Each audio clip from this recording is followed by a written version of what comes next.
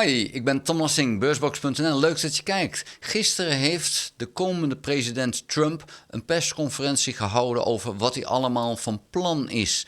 En ik had het idee om stukjes van zijn speech te gebruiken in deze video. Maar die speech is 5 kwartier en hij is van start tot eind gevuld met leugens. En ik had zoiets van, ja, dan wordt deze video 2,5 uur. En dat gaat niet. Dus ik moet er toch een paar stukjes uitpakken. En die video van hem, je gaat zelf maar kijken naar het interview, want het is te gek voor woorden. Maar er zijn een aantal dingen die van belang zijn en die duidelijk worden. En wat er nu duidelijk wordt, is dat Trump het idee heeft om heel Noord-Amerika tot en met het Panama-kanaal de Verenigde Staten te laten worden.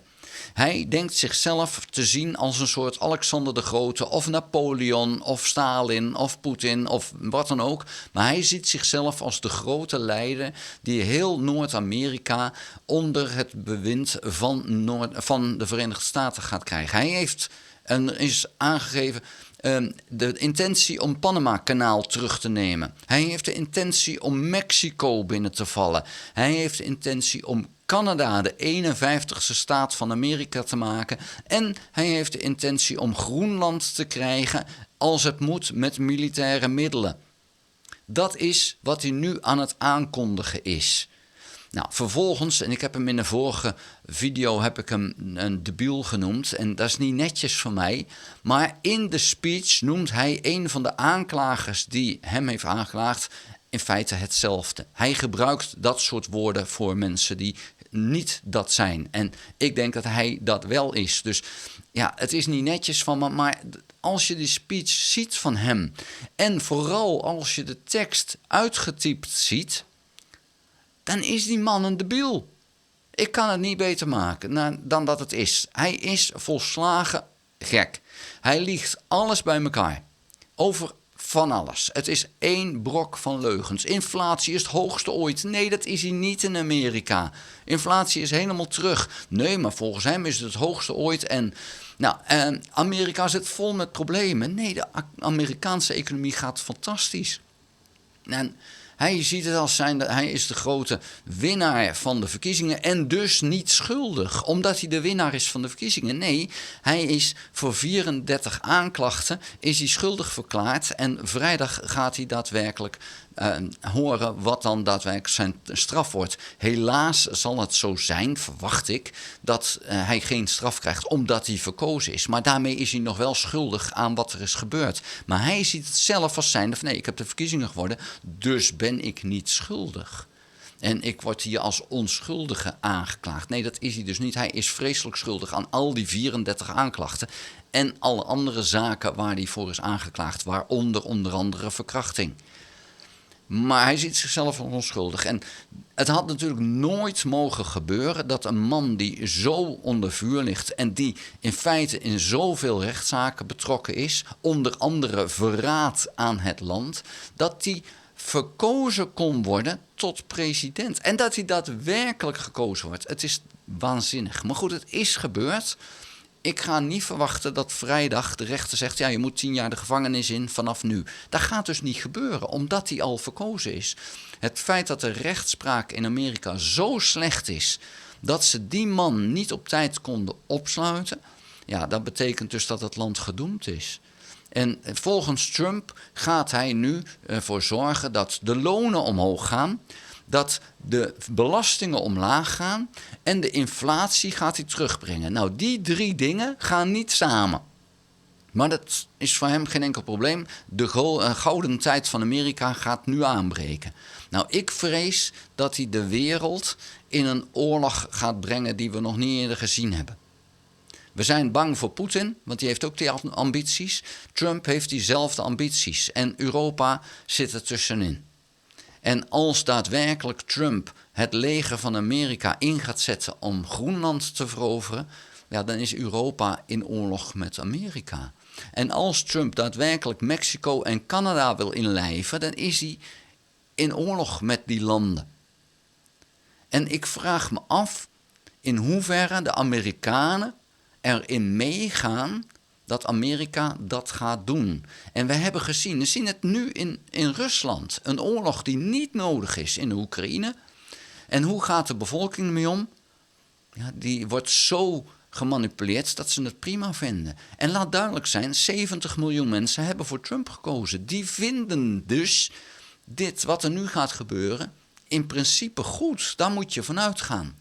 Dus ja, dan is even de vraag van wat gaat er dan gebeuren als daadwerkelijk het militaire apparaat van Amerika ingezet gaat worden om Amerika een koloniale macht te maken die daadwerkelijk heel Noord-Amerika zich eigen gaat maken. Gaan de Amerikaanse soldaten daarmee akkoord? In hoeverre zijn die al zo ontwikkeld, hoop je dan, dat ze zeggen van nee, dat gaan wij niet doen. Zo zijn wij niet. Nou, in Rusland hebben ze gewoon, het militaire apparaat is gewoon er meegegaan. Ja, dat zijn mensen die moeten bevel volgen en dat doen ze. In Amerika heb je dat, net zoals in Nederland en België overigens, als een bevel niet goed is, omdat het onwettig is, dan mag je het naast je neerleggen. Nou, in Amerika is dat ook. De vraag is of het binnenvallen van een Mexico of een Canada of een Groenland of een Panama, of dat een onwettig bevel is als de president zegt dat je het moet doen. Dat is eventjes de vraag. Het is misschien wel onwenselijk, maar is het niet wettelijk? Nou, en dan ben ik benieuwd wat er gaat gebeuren. In hoeverre de bevolking in Amerika het ermee eens gaat zijn dat Amerika daadwerkelijk veroveringsoorlogen gaat starten. Want dat is wat Trump nu aankondigt. En ja, gaat dat dan gebeuren? Nou, we zien ook dat hij bijzonder negatief is over China. Dat is heel gek, want Elon Musk is juist heel positief over China. Dus daar zit dan ook het puntje. Wanneer gaan Elon Musk en Trump ruzie krijgen? Elon Musk heeft daadwerkelijk op Mar-a-Lago een appartementje gehuurd om maar heel dicht bij Trump te zijn. Volgens mij wordt Trump er helemaal gek van, maar Elon Musk zit er bovenop. Dat heeft voor Zuckerberg van Meta heeft ertoe geleid dat hij zegt, oh, ik moet me ook inlikken bij dit verhaal. De Zuckerberg heeft aangegeven, ik ga nu de fact-checkers, die ga ik van Facebook afhalen. Want ja, dat wordt niet gezien als positief door Trump. En we moeten die werkelijkheid die Trump voor zich ziet, die niet de werkelijkheid is, maar die mag nu ook op Facebook komen. Zoals die ook op Twitter is gekomen, dankzij Elon Musk. Ook Jeff Bezos van Amazon is zich nu aan het inlikken bij Trump. En die techreuzen, die zijn nu bezig om te kijken van, hey, hoe kunnen we hier het meeste van profiteren? Dat is geen goede zaak dat die rijkste bedrijven in de wereld, dat die nu proberen Amerika naar hun hand te zetten, de economie naar hun hand te zetten. Dat is heel slecht nieuws voor de rest van de bedrijven, zeker de kleinere bedrijven. Want ja, die grote techbedrijven die willen in feite een enorme economische macht voor zichzelf creëren, zodat ze een machtsfactor worden. In China was dat ook zo, maar is bijvoorbeeld Alibaba fors aangepakt. En we zien nu ook dat Tencent aangepakt gaat worden. Dat zijn bedrijven die zijn zo groot dat de Chinese overheid heeft gezegd van, nou, dit is te veel. In Amerika deden ze dat ook. Toen ooit Standard Oil zo groot werd dat het een gevaar werd voor de overheid, is er gezegd van, nou, dan moeten jullie uit elkaar. En ook de telefoononderneming daar werd uit elkaar gehaald, omdat die gewoon te machtig, te groot werd. Nu zegt Trump, nee, het kan niet groot genoeg. Nou, en wat Trump ook wil doen, is dus duurzame energie afkappen. Dat moet stoppen en alles inzetten op fossiele energie. Dat betekent dus dat milieudoelen niet gehaald hoeven te worden. Daar wil hij van afstappen. En uiteindelijk ga je dan je helemaal afhankelijk maken van energiebronnen die eindig zijn. De technologie die nodig is om straks naar duurzame energie te gaan, die stappen die genomen moeten worden om zover te komen, die worden in Amerika dan niet meer genomen. Daarmee zet Amerika zich dus uiteindelijk wel buitenspel richting de omzetting naar duurzame energie. Uiteindelijk moet de wereld naar duurzame energie.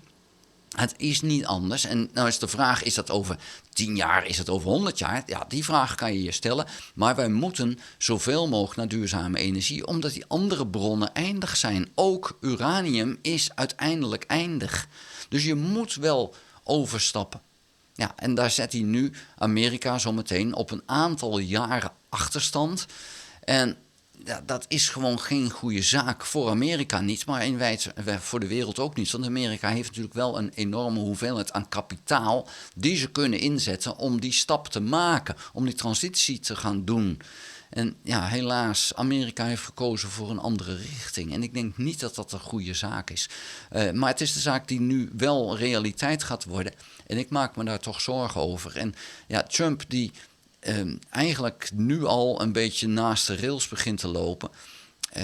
Het is een slecht begin van die 4 jaar die gaan komen. Ik ben heel benieuwd hoe we daar doorheen gaan. Maar ik zie het zwaar in voor wat betreft de economie. Want wat hij wil, kan niet. Hij kan niet lonen omhoog, belasting omlaag, inflatie naar beneden. Dat gaat niet. Inflatie is al niet hoog, dus dat al. Maar die inflatie gaat hij omhoog jagen. Hij wil met iedereen importtarieven, want hij wil dat Amerika zelf gaat produceren. Ja, ook dat is een hartstikke leuk streven, maar de vraag is of dat gaat gebeuren. Want Amerika kan niet goedkoop produceren. Zeker niet als hij de buitenlandse werknemers eruit wil sturen. En dat wil hij ook. Dus al die dingen die rijmen niet met elkaar. Maar dat boeit hem niet. En wat er dan het gevolg zal zijn, is dat die economie in Amerika gewoon gaat ontsporen. Als jij de buitenlanders eruit stuurt, dan gaat landbouw gewoon ook volledig onderuit. Dan gaat productie in Amerika onderuit. Want dat zijn de banen waar juist die buitenlanders zitten.